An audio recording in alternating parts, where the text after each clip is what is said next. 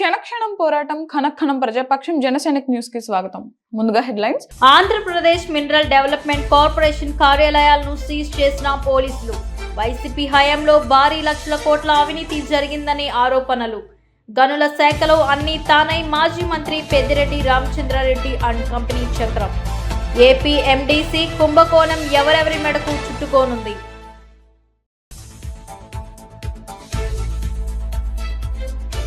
Madanapalle MLA Shahjahan బాషా మదనపల్లిలో సుడిగాలి పర్యటన. తోగట వీర అమ్మవారి ఆశీస్సులు, 101 కొబ్బరికాయలతో మొక్కు తీర్చిన వైనం. చారిత్రక జేఎంసీ చర్చిలో ప్రత్యేక ప్రార్థనలు. ఎన్టీఆర్ అజరాముడని నివాళులు.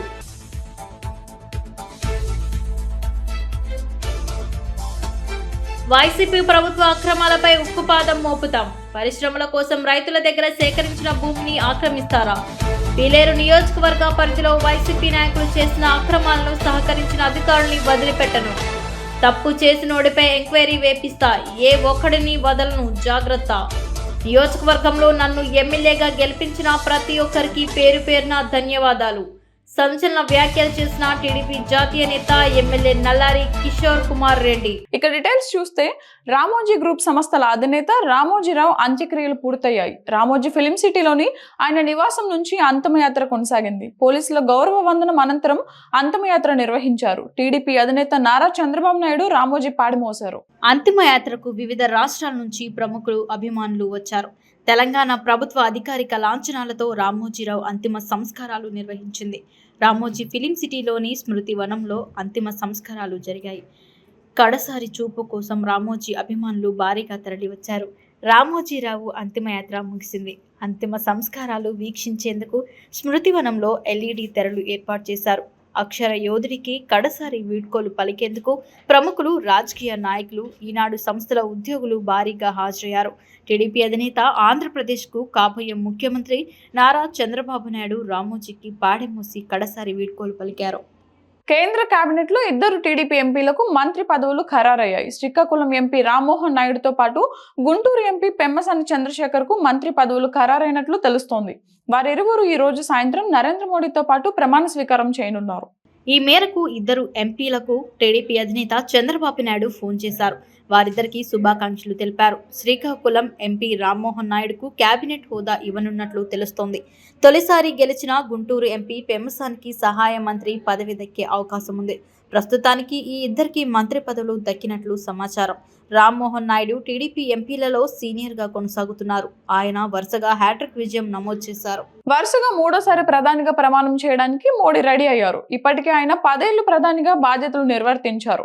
ఇప్పుడు మరో 5 ఏళ్లు భారత్ కు ప్రధానిగా మోడీ పనిచేయనున్నారు. స్వతంత్ర భారతదేశ చరిత్రలో వరుసగా 3వసారి గెలిచి జవహర్ లాల్ నెహ్రూ తర్వాత ప్రధానమంత్రిగా ప్రమాణం చేస్తోంది నరేంద్ర మోడీ మాత్రమే. ఆదివారం సాయంత్రం 7:15 మోదీ ప్రధానిగా ప్రమాణం చేయనున్నారు. ఈ స్వీకారోత్సవానికి చాలా మంది ప్రముఖులు విచ్చేయనున్నారు. భారత్కు పొరుగు దేశాలైన బంగ్లాదేశ్, శ్రీలంక, మాల్దీవులు, మారిషస్ ప్రధానులు, అధ్యక్షులు హాజరవుతున్నారు. ప్రమాణ స్వీకారానికి ఇంకా ఒక్కరోజే సమయం ఉండడంతో ఆహ్వానాలు అందిన దేశాల ప్రధానులు అందరూ దేశ రాజధానికి చేరుకుంటున్నారు. ఇప్పటికే బంగ్లాదేశ్ ప్రధాని షేక్ హసీనా ఢిల్లీకి చేరుకున్నారు. అలాగే శ్రీలంక అధ్యక్షుడు రనిల్ విక్రమసింఘే, మాల్దీవుల అధ్యక్షుడు doctor Mohamed Muizzu, Seychelles vice president Mohammed Hafeez ఈ రోజు ఢిల్లీకి రానున్నారు. ఇక వీరితో పాటు మారిషస్ ప్రధాని ప్రవీణ్ కుమార్ జుగ్నాథ్, నేపాల్ ప్రధాని పుష్ప కమల్ దహల్, భూటాన్ ప్రధాని షెరింగ్ టోగ్బోల్ కూడా ఇవాళ లేదా రేపు ఉదయం లోపున చేరుకోనున్నారు. వీరి కోసం ప్రధాని కార్యాలయ సిబ్బంది ప్రత్యేక ఏర్పాట్లు చేస్తోంది. వివిధ దేశాల ప్రధానులు, అధ్యక్షులు మోదీ ప్రమాణ స్వీకారానికి హాజరవుతున్న నేపథ్యంలో దేశ రాజధాని ఢిల్లీలో కట్టుదిట్టమైన భద్రతా చర్యలు అమలు చేశారు. రాష్ట్రపతి భవన్ కు రక్షణగా 5 కంపెనీల పారామిలిటరీ బలగాలను మోహరించడంతో పాటు బహుళ స్థాయి భద్రతా ఏర్పాట్లు చేస్తున్నట్లు అధికారులు తెలిపారు. వీరితో పాటు ఎన్ఎస్జీ కమాండోలు, డ్రోన్లు, స్నిప్పర్లు కూడా ఈ మెగా ఈవెంట్ కు రాష్ట్రపతి భవన్ కు కాపలా కాయనున్నారు.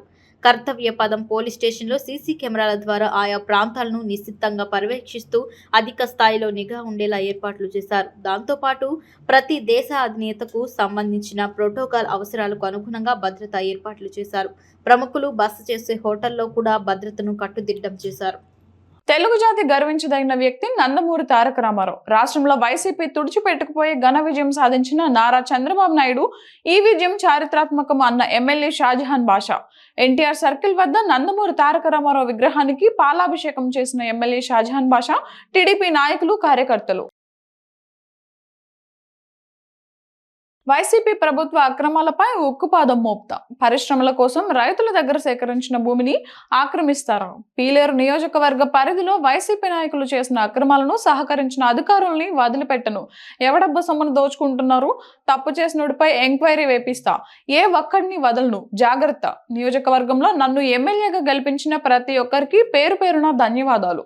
నియోజకవర్గ పరిధిలో వైకాపా నాయకుల దోపిడీలపై సంచలన వ్యాఖ్యలు చేసిన టీడీపీ జాతీయ నేత ఎమ్మెల్యే నల్లారి కిషోర్ కుమార్ రెడ్డి. అన్నమయ్య జిల్లా కలికిరి గత వైసీపీ ప్రభుత్వంలో జరిగిన అక్రమాలపై ఉక్కుపాదం మోపుతామని మాజీ మంత్రి పెద్దిరెడ్డి, ఎంపీ మిథున్ రెడ్డి, మాజీ ఎమ్మెల్యే చింతల రామచంద్రారెడ్డి, వారి అనుచరులు చేసిన భూ ఆక్రమణలు, అక్రమ ఇసుక, మట్టి తరలింపు, అక్రమ రిజిస్ట్రేషన్లు, సహజ వనరుల్ని దోచుకున్న వారికి సహకరించిన అధికారులపై కఠిన చర్యలు తీసుకుంటామని తెలుగుదేశం పార్టీ జాతీయ ప్రధాన కార్యదర్శి పీలేరు నియోజకవర్గ ఎమ్మెల్యే నల్లారి కిషోర్ కుమార్ రెడ్డి హెచ్చరించారు. పీలేరు నియోజకవర్గం కలికిరి మండలం ఆయన స్వగ్రామం నగిరిపల్లెలో మీడియా సమావేశం నిర్వహించారు. ఆయన మాట్లాడుతూ పీలేరు శివారులో అప్పటి ఉమ్మడి ఆంధ్రప్రదేశ్ మాజీ ముఖ్యమంత్రి నల్లారి కిరణ్ కుమార్ రెడ్డి నియోజకవర్గ పరిధిలో నిరుద్యోగులు, కార్మికులు, యువత ఉపాధి కోసం వందల ఎకరాల భూమి, పరిశ్రమలు నిర్మించడానికి రైతుల దగ్గర భూములు సేకరించారన్నారు. 2019లో వైకాపా ప్రభుత్వం అధికారంలోకి వచ్చిన తర్వాత పీలేరు పరిధిలో ఉన్న ప్రభుత్వ భూముల్ని ఎవడప్ప సొత్తని దొరికిన కాడికి దోచుకుంటున్నారని దుయ్యబట్టారు.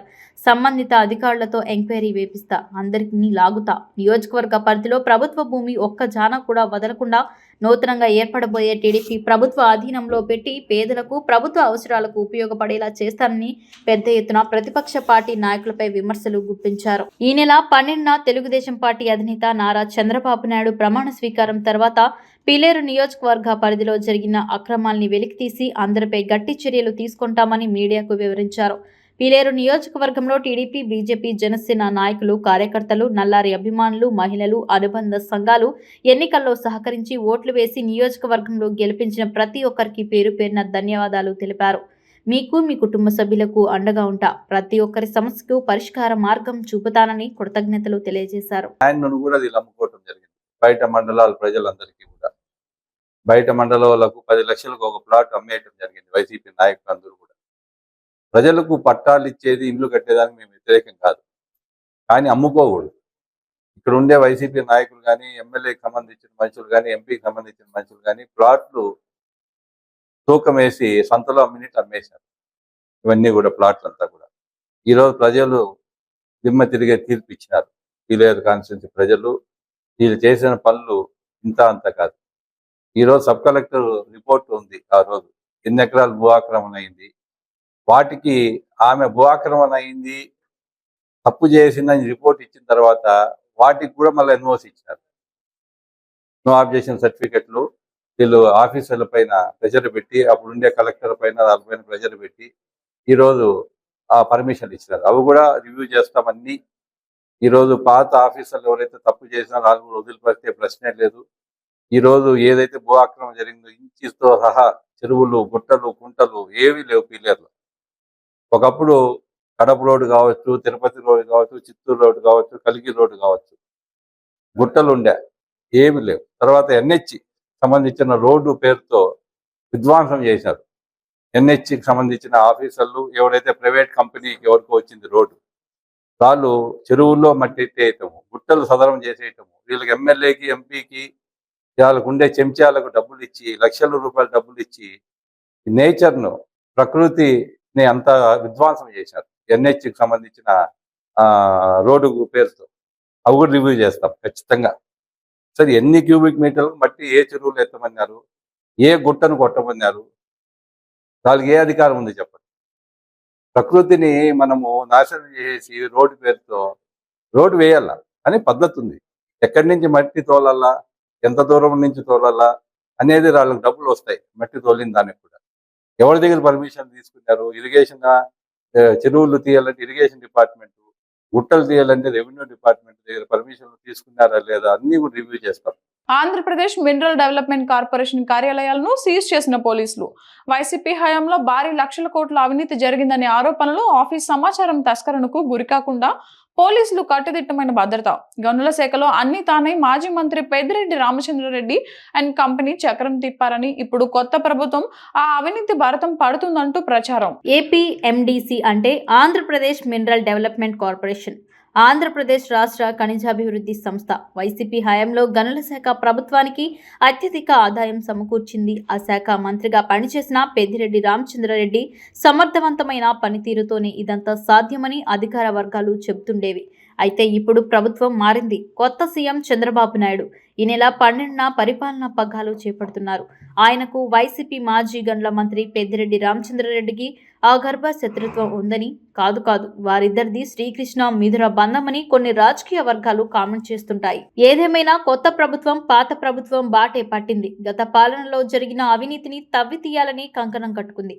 ఈ క్రమంలో రాష్ట్ర ఖనిజాభివృద్ధి సంస్థలో మాజీ మంత్రి పెద్దిరెడ్డి అస్మదీయులకు తస్మదీయులకు చేయని సంతర్పణల గురించి విచారణ నిమిత్తం ఆ సంస్థ కార్యకలాపాల సమాచారం తస్కరణకు గురికాకుండా క్రిమినల్ కేసులు నమోదుకు వీలుగా కొత్త పాలకులు ఆ సంస్థకు తాళాలు బిగించేశారు.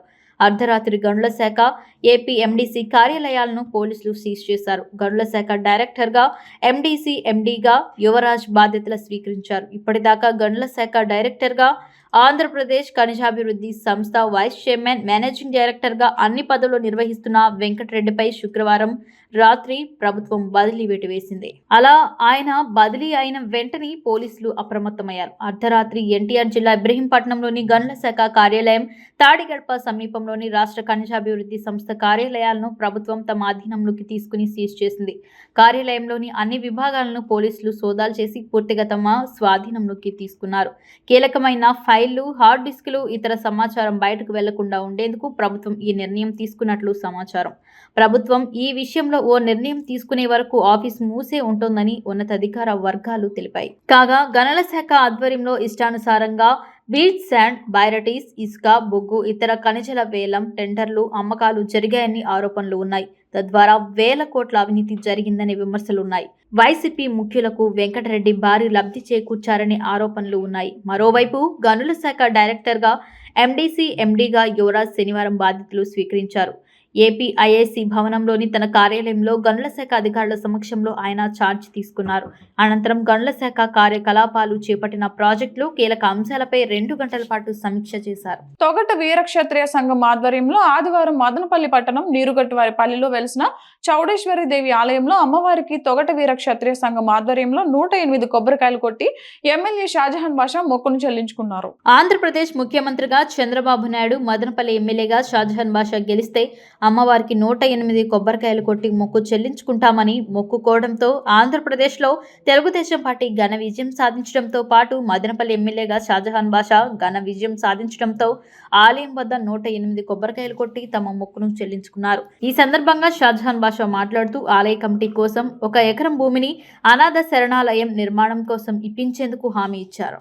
మేడం వెంకటరమణ, ఉప్పు రామచంద్ర, ఆర్ నీలకంఠ, కేవి నాగరాజు, ఉప్పు చంద్రశేఖర్, కమల మరికృష్ణ, గౌతమ్ స్కూల్ లక్ష్మీనారాయణ, భువనేశ్వరి సత్య, వెంకటేష్, చౌడప్ప, జయచంద్ర, బాలమణి, శేఖర్, ఎర్రబల్లి, వెంకటరమణారెడ్డి, ప్రభాకర్, లోకేష్, కలకండ, వేణుగోపాల్, జేసీపీ వేణు, ఈశ్వర్నాయుడు, జిఎం నాయుడు, బెల్లె రెడ్డి ప్రసాద్, మాజీ కౌన్సిలర్ ఆంజనేయులు, రత్మయ్య, కృష్ణర్ ఇన్ఛార్జ్ పురుషోత్తం, మల్లికార్జున్ నాయుడు, నాదెండ్ల శివప్రసాద్, శంషీర్, రఘుపతి నాయుడు పెద్ద సంఖ్యలో తెలుగుదేశం పార్టీ కార్యకర్తలు పాల్గొన్నారు. వార్తలు ముగించే ముందు హెడ్లైన్స్ మరోసారి. ఆంధ్రప్రదేశ్ మినరల్ డెవలప్మెంట్ కార్పొరేషన్ కార్యాలయాలను సీజ్ చేసిన పోలీసులు. వైసీపీ హయాంలో భారీ లక్షల కోట్ల అవినీతి జరిగిందనే ఆరోపణలు. గనుల శాఖలో అన్ని తానై మాజీ మంత్రి పెద్దిరెడ్డి రామచంద్రారెడ్డి అండ్ కంపెనీ చక్రం. ఏపీఎండిసి కుంభకోణం ఎవరెవరి మెడకు చుట్టుకోనుంది.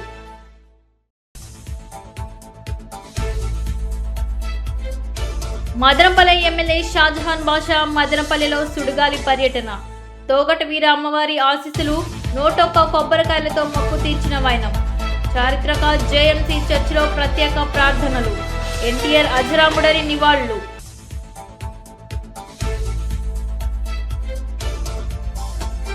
వైసీపీ ప్రభుత్వ అక్రమాలపై ఉక్కుపాదం మోపుతాం. పరిశ్రమల కోసం రైతుల దగ్గర సేకరించిన భూమిని ఆక్రమిస్తారా?